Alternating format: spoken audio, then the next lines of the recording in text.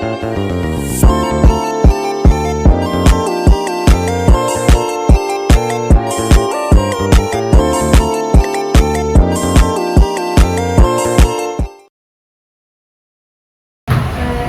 perkenalkan kami dari Universitas Negeri Malang dari jurusan Pendidikan Jasmani Kesehatan dan Rekreasi ingin melakukan konsultasi di SMA Negeri Malang ini mengenai kurikulum yang diterapkan saat ini. Saya Nawiana Marusyika.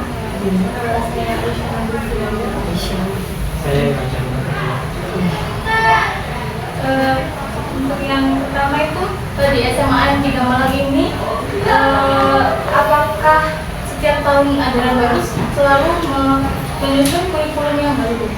Iya, selalu. Maksudnya menyusun kurikulum apakah perangkat pembelajarannya? Menyusun kurikulum. Kalau menyusun kurikulumnya tidak selalu. Kenapa? Tergantung dari setiap tahunnya. Tahun itu kalau kemarin sebenarnya adalah kur 13, kemudian lagi kur 13 yang revisi yang dibarukan. Sebelumnya kan KPSP itu 13 pembaruan, kemudian ditentukan dari kebijakan kementeriannya. Tahun itu menggunakan kurikulum, tetapi di SMA Negeri Malang selalu menyesuaikan sesuai dengan aturan ini. Jadi aturannya turun dulu, baru kita memperbaiki. Terutama karena kita pada waktu PJK sama, PJK juga menyesuaikan dari kurikulum nasional yang Kurmar itu diterapkan di kelas 10 dan kelas 11 karena turunnya kan tahun 2021 dan 2022 tahun ajarannya. Yang kelas 12 ya masih tetap menggunakan kurikulum baru 13. Iya dan tidak ya jawabannya.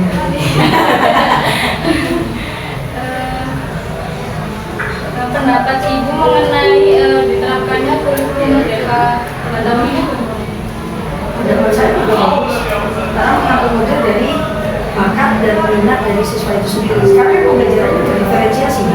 Sebenarnya kita sudah menerapkan PJK itu lebih dulu pembelajaran berdiferensiasi.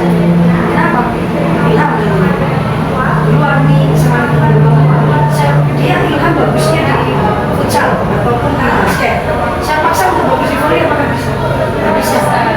Saya mengakomodir apa yang dia memiliki keterampilan. Di bagian mungkin ilham masih ingat, saya suruh milih waktu tes kebugaran waktu tes ya praktik itu ada permainan, ada akuatik, ada kebugaran jasmani. Itu pun disuruh milih kebugaran jasmani pakai tes VO2 max yang menggunakan tesnya big test ataukah menggunakan atau biasa digunakan MRT ya multi-step test ataukah menggunakan post-to-post test ataukah menggunakan tes yang lainnya. Itu anak disuruh bebas. Iya, setiap kelas itu saya bebaskan untuk ini. Sebenarnya PJK sudah melakukan pembelajaran diferensiasi. Saat ini diakomodir di kurikulum Merdeka. Itu aja. Kalau dulu belum. Maknanya adalah di kur 13 adalah kompetensi dasarnya harus terpenuhi untuk dari KD 1 sampai KD. Kalau kelas 12 saya bilangnya 3.9 ya. 3.1 sampai 3.9. Sekarang di kurmernya bagaimana? Sesuai enggak dengan tujuan atau capaian pembelajaran? Hanya beda nama aja kan? Capaian pembelajarannya apa? Tujuan pembelajarannya bagaimana? Capaian pembelajarannya seperti apa? Sebenarnya untuk materinya ya disesuaikan dengan satu bakat minat siswa itu sendiri. Kedua sarana dan prasarana yang mendukung. Kalau dengan begitu, apakah ada kesulitan atau tantangan yang mungkin muncul kepada pembelajaran penjaskan di sini? Kan seperti yang dikatakan tadi, siswanya di sini diberi kebebasan untuk memilih dan menyesuaikan minat dan bakatnya. Oke, kalau tantangannya pasti ada.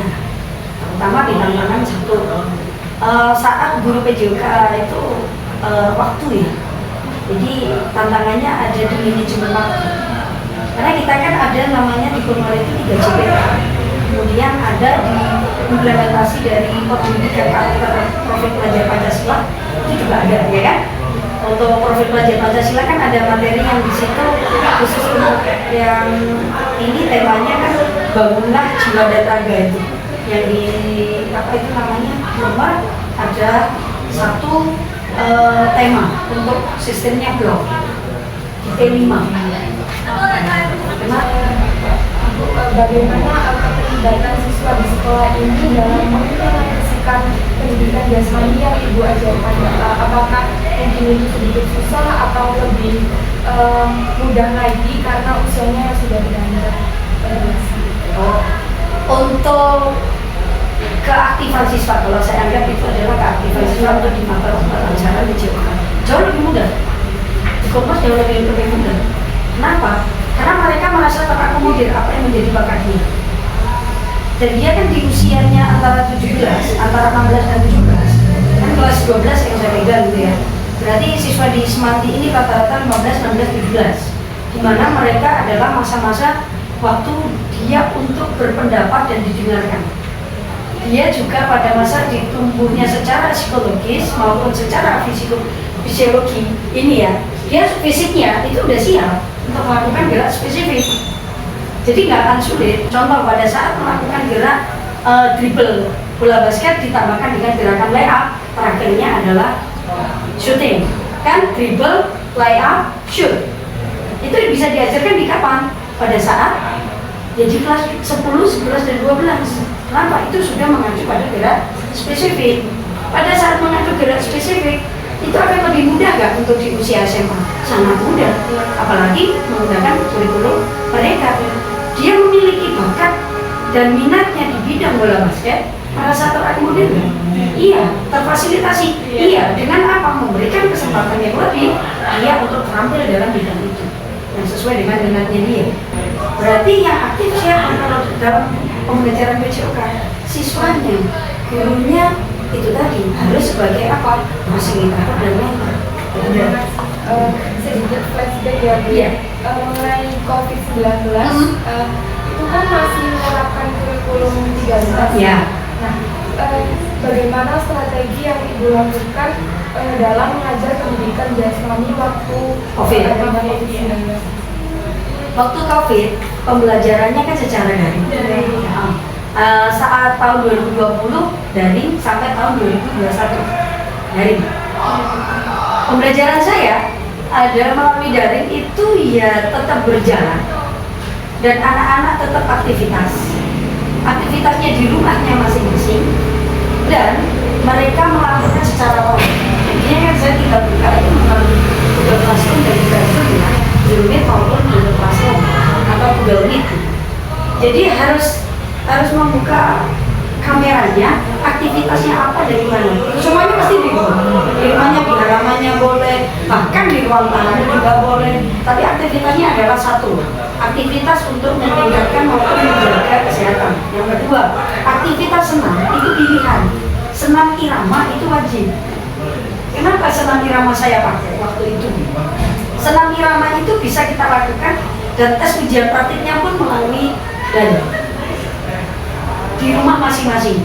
Delay musik pasti iya, tetapi itu tidak menghambat sebuah pembelajaran BCOK.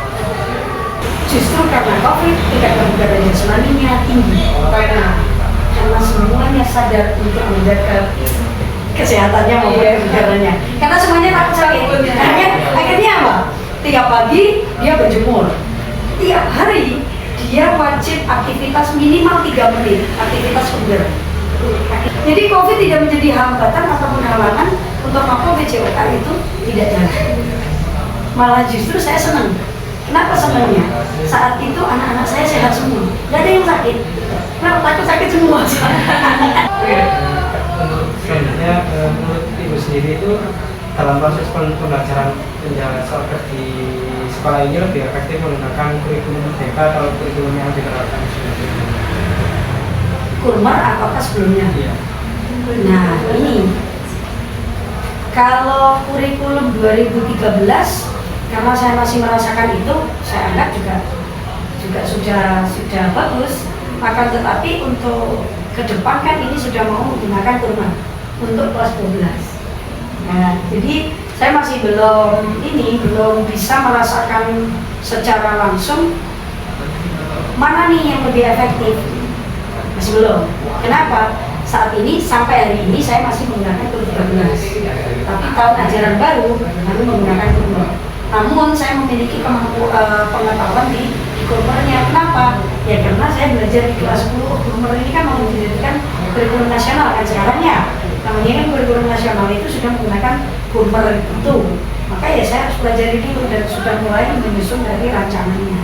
Tapi saya anggap malah kayaknya lebih efektif saat ini. Kenapa? Sangat memberikan ruang dan peluang kepada peserta didik untuk mengasah bakat dan minatnya. Tuh.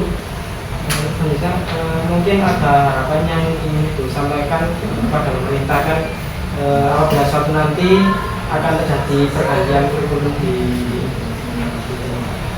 kalau terjadi perubahan kurikulum, intinya kalau saya memberi masukan itu kayak gini. Kurikulum yang diterapkan selama ini intinya satu, yaitu tergantung pada kembali ke guru. Mau kurikulum apapun yang digunakan tergantung dari guru itu sendiri mau berkembang atau tidak. Kalau guru terus yang bersangkutan itu tidak mau berkembang, maka sebagus apapun guru juga tidak akan bisa tercapai tujuan pembelajaran. Sehingga kalau saya memberikan masukan bukan ke pemerintah dalam bidang kurikulumnya, tapi lebih mengacu pada yaitu pembentukan SDM-nya dari SDM guru mata pelajaran PJOK. Jadi bukan kurikulumnya yang salah. Yang kita perlukan di mapel PJOK adalah pembentukan SDM-nya itu sendiri. Kalau SDM-nya sudah bagus, kurikulum apapun masuk. Ya nggak? Nah, SDM kalau kita balik, kurikulum sebagus apapun, jika SDM-nya tidak mau berkembang, apakah tujuan akan tercapai?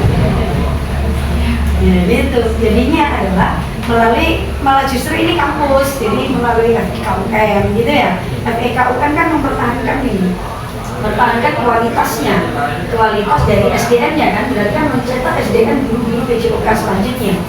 Maka ini harapannya apa? Harapannya adalah mencetak guru-guru PJOK yang mau berkembang dan mau belajar. Terima kasih Bu atas pertanyaan.